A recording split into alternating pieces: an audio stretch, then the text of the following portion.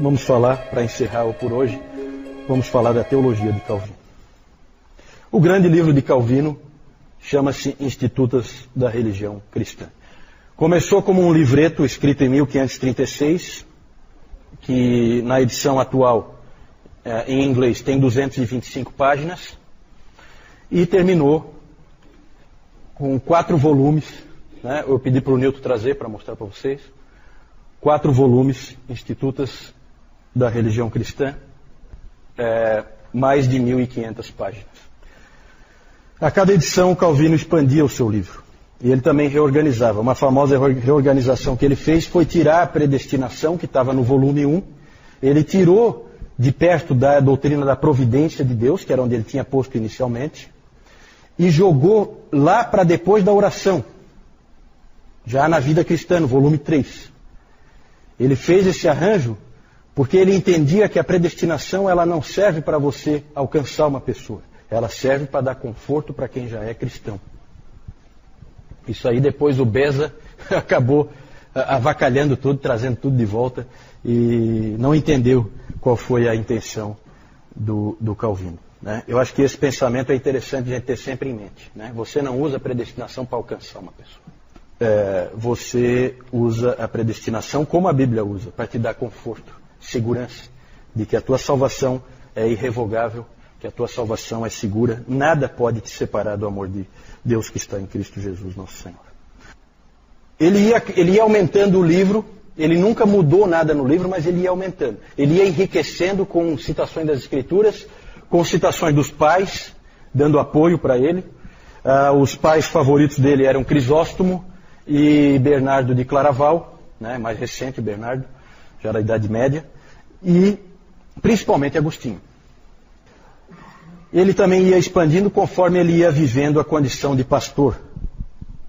Ele exemplifica muito o que o Lutero disse. Lembra que o Lutero disse que você se torna teólogo vivendo experiências. Deus fez ele viver experiências, não só dele, mas também das outras pessoas na condição de pastor. Ele também ia estudando cada vez mais a palavra, melhorando o entendimento que ele tinha da palavra de Deus. Ele escreveu comentários de quase todos os livros da Bíblia. Aqui o Nilton trouxe para mim, para eu mostrar para vocês alguns comentários que nós já temos em português. Está saindo muito agora, né? Comentários do Calvino. Eu acho que vocês têm também. Aqui tem alguns. Deixa eu mostrar um separado aqui. Esse aqui de 1 Coríntios, ó, da Edições Paracletos. Esse aqui de Efésios, da Fiel. Certo? Comentários de Calvino às Escrituras. Ele morreu quando estava escrevendo o comentário em Ezequiel. Então ele não escreveu em todos os livros, até porque não deu. Um livro em que ele não se aventurou a escrever um comentário foi o livro de Apocalipse. E ele dizia que ele não escrevia um comentário porque ele não tinha entendido o livro. Certo? Hoje qualquer Zé Mané escreve comentário de Apocalipse. Não é verdade? É verdade. Né? Por quê? Porque falta humildade, gente. Falta humildade. Coisa que Calvino tinha de sobra. Isso é nítido nos escritos dele. Um contemporâneo dele, disse: ó grande e sábio Calvino, por não ter escrito um comentário de Apocalipse, já que ele não tinha entendido o livro. Ele não disse que ninguém pode entender. Ele disse que ele não tinha entendido. Se você entendeu, vá em frente. Eu não entendi. Certo?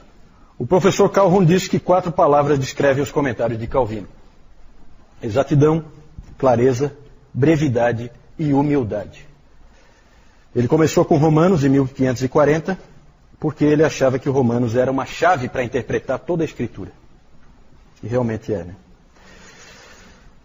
Quanto às institutas da religião cristã, características dela. Em primeiro lugar, ela é bíblica, extremamente bíblica. É uma obra com quase 7.000 citações bíblicas. Calvino ele é obcecado por dar base bíblica para tudo que ele defende. Sempre, sempre. E nunca ir além do que a Escritura diz. O John T. McNeill disse que a prontidão de Calvino em trazer trechos das Escrituras para apoiar todo e qualquer ponto de argumentação é impressionante e provavelmente nunca foi superada. A Escritura sempre, sempre, sempre. Em segundo lugar, ela é sistemática. essa obra é sistemática. Ele ajustava a ordem das coisas e ele fazia com que tivesse ligação entre um aspecto e o outro. O livro do Melanchthon, Locke Communis, parece mais assim um monte de livros justapostos, sem nenhum cruzamento entre eles. Já o Calvino não. O Calvino, a coisa toda ela tem uma amarração. Uma coisa depende da outra. Entretanto, Calvino dizia que nesse arranjo do entendimento da teologia, nós temos somente uma ignorância instruída. Então, a gente tem muito estudo, o que nos faz sermos ignorantes. Era assim que ele via, certo? Quando você termina de ler as Institutas, você termina como alguém muito instruído, mas totalmente ignorante. E aí ele diz que nós só podemos ir até onde a Escritura vai. Ele sempre usava a figura de que quando você tenta ir além das Escrituras, você cai num labirinto. Ele usava a palavra francesa, que eu acho que é bem parecida, para labirinto. Se você for além das Escrituras, você cai num labirinto. Não caia no labirinto. Fique sempre até onde as Escrituras vão. E ele fez exatamente isso na doutrina da eleição, pela qual ele é muito conhecido. Certo? Ele pegou a eleição, como está na palavra, e levou até onde dá para ir. E aí ele parou. Aí ele pegou a responsabilidade humana e levou até onde dá para ir. E aí ele parou. Ele não criou um sistema lógico em que ele consegue juntar essas duas coisas. Muitas pessoas acham que ele fez isso. Ele nunca fez isso. Por causa da humildade dele que ele tem diante de Deus e diante da palavra de Deus. O que ele fazia era o seguinte: ele leva as duas até onde a Escritura vai, e aí ele cai aos pés de Deus em adoração, como Paulo fez em Romanos 11, 33 a 36. Olha a profundidade da riqueza e da sabedoria e do conhecimento de Deus. É mais ou menos a mesma atitude. E aí a gente entra exatamente nesse próximo aspecto das Institutas, que elas são devocionais. Certo? Sempre há um elemento de adoração nelas. Parece estranho, mas o Warfield disse que não é a mente, mas o coração que Calvino tenta atingir primariamente com a sua teologia. Na primeira edição das Institutas, o subtítulo era Institutos da Religião Cristã, subtítulo: O sumário da piedade e do que quer que seja necessário saber quanto à doutrina da salvação. Então, o Tomás de Aquino tinha escrito a Summa Theologiae, sumário da teologia, do conhecimento de Deus. O Calvino escreveu a Summa Pietatis, o sumário da piedade. Certo? É diferente, a abordagem é diferente. O Calvino dizia que se as Escrituras te permitissem ir além do que ele foi, então vá. Só não vá se as Escrituras não te permitem ir. Quanta gente precisa ouvir essas coisas, hein, gente? Ele foi o mais longe que ele conseguiu ir. Mas é impressionante como em alguns pontos ele para e adora. Quando ele estava, no capítulo 5 do livro 1, quando ele estava tratando da doutrina da Trindade, ele diz assim: é uma doutrina feita mais para que adoremos do que para que investiguemos meticulosamente. Quando ele escreveu sobre a doutrina da eleição, ele diz assim, no final: Deus quis que nós reverenciássemos, mas não que nós entendêssemos, para que também através disso ele nos enchesse de assombro. Né? Então vejam bem, gente, tem muita gente por aí que diz: não, a calvinismo é o fatalismo, o cara... Não. Calvinismo é Escrituras. Ninguém disse que nós tínhamos entendido.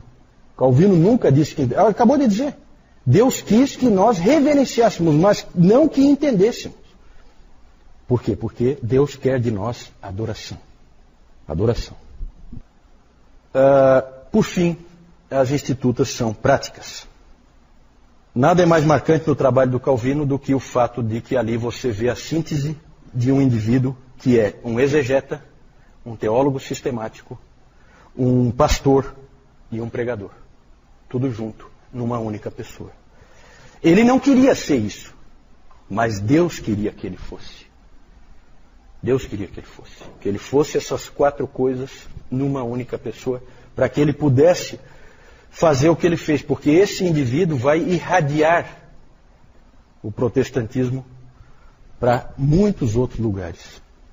certo? Muito mais do que o Lutero. Lutero é fundamental porque o Lutero abriu a porta. Só que o Calvino é o organizador daquele bando, transformando num exército, certo? E a maioria das igrejas protestantes descendem indiretamente de Genebra, porque todo mundo foi aprender lá para depois aplicar nos seus respectivos países, certo? O Dr. Calhoun diz que se o Calvino tivesse seguido o seu caminho para Estrasburgo e tivesse se isolado numa torre de marfim, se tornando um acadêmico, ele também teria escrito as Institutas da Religião Cristã. Mas seria um outro livro, um livro diferente, certo? E o que nós temos é muito melhor. Muito melhor. Porque é um livro escrito por um indivíduo que foi forçado por Deus a viver a vida, apesar de ser um grande intelectual. A T.H.L. Parker disse: as Institutas de Calvino não foram escritas numa torre de marfim, mas no meio de agruras com crianças e de choro de bebês. Porque a casa onde Calvino morava tinha uma série de parentes que moravam com ele, todos com crianças pequenas. Então ele estudava com choro de criança, com todo tipo. As mulheres, inclusive, têm esses episódios, né, que as mulheres tratavam de todo jeito de isolar um pouco as crianças para defender o Calvino e ele conseguia se concentrar um pouco melhor lá onde ele estava estudando e escrevendo, né? O Calvino, para mim, minha avaliação, ele é muito parecido com o apóstolo Paulo, né? Toda a atitude dele, tudo que ele faz, a maneira como ele age, a maneira como ele escreve, acho que lembra muito. Só para encerrar, eu coloquei aí por último a questão da adaptação. O Calvino diz várias vezes que a Bíblia, esse livro, é Deus falando em linguagem infantil. É um pai que fala para os filhos em linguagem para criança. Ele usa parábolas. Hoje de manhã o Newton usou a figura do oleiro, né? Ele se colocou como um oleiro. Para quê? Para a criancinha dele entender, nós. Né? Porque vocês são pequenos, vocês não entendem nada. Eu preciso, como um pai, explicar para vocês. Essa é a atitude de Deus, era isso que Calvino dizia. Então Calvino falava muito da acomodação, da adaptação das Escrituras a nós. É um livro escrito para seres humanos. É um livro escrito para que a gente consiga entender e adorar, né?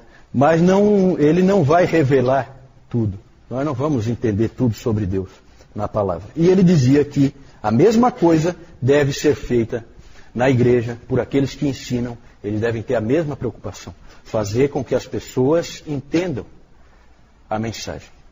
Que elas se adaptem. É claro que um indivíduo que sai de um grande seminário com um doutorado em teologia, ele pode vir aqui e falar durante horas coisas que nenhum de nós vai entender. Mas para que serve isso? Além de uma exibição gratuita de capacidade, ou sei lá, né? Não é esse o propósito de Deus. O propósito de Deus é que a palavra chegue a todas as pessoas. Então, nas Institutas, há também essa adaptação. Infelizmente, as traduções são muito complicadas. Porque os tradutores, eles gostam de complicar, não sei porquê. Né? Existem algumas escolas assim de tradução que gostam de falar bonito e tal. E o Newton estava comentando isso comigo hoje de manhã, que é muito difícil pegar essa edição das Institutos, que está em português, e entender alguma coisa. Né? O próprio Dr. Calhoun, ele fala para os alunos dele, peguem nessa tradução aqui. Ele diz qual é, a tradução em inglês. Né? Porque as outras não dá para entender nada. Certo? Porque o tradutor resolveu, né? Sabe, quando tenta rebuscar de graça, né? Contra o espírito do Calvino. O espírito do Calvino nunca foi esse. Tá certo? Mas é um grande homem de Deus. Nós vamos ver depois, no domingo que vem, nós vamos ver como ele influenciou todo o protestantismo. Oi? Ele escreveu em que língua? Ele escreveu em latim e ele mesmo traduziu para o francês. Eles escreviam, todos esses intelectuais escreviam em latim. O próprio Lutero, né? Como é que ele lia Lutero? Ele lia Lutero em alemão? Claro que não. Ele lia Lutero em latim. Latim era a língua universal, então eles escreviam em latim. Só que o Calvino fazia questão de sempre, ele mesmo traduzia para o francês, né? Para colocar na mão do povo dele e dos franceses também, dos huguenotes franceses. Né? Ok, gente, mais alguma dúvida? Senão nós vamos encerrar aqui com o Calvino. Oi? 59 não, né? Os 500 anos. 500 anos, isso, porque ele nasceu em 1509, né? Isso. Essas homenagens são interessantes, né? Mas eu tenho certeza que o Calvino ia odiar. Mas o povo gosta, né, de homenagear e tudo, né? Mas é interessante realmente, vai ser 500 anos. Lá quando foi, acho que foi quando teve os 450 anos que foi feito aquele grande monumento que tem lá. Eu vou mostrar, eu estava esquecendo de mostrar as figurinhas, só mais uns minutinhos aí para a gente mostrar as figurinhas. Eu só quero mostrar rapidinho aqui então para a gente encerrar. Aqui o Calvino, aqui o Farel colocando aquela prensa no Calvino, né?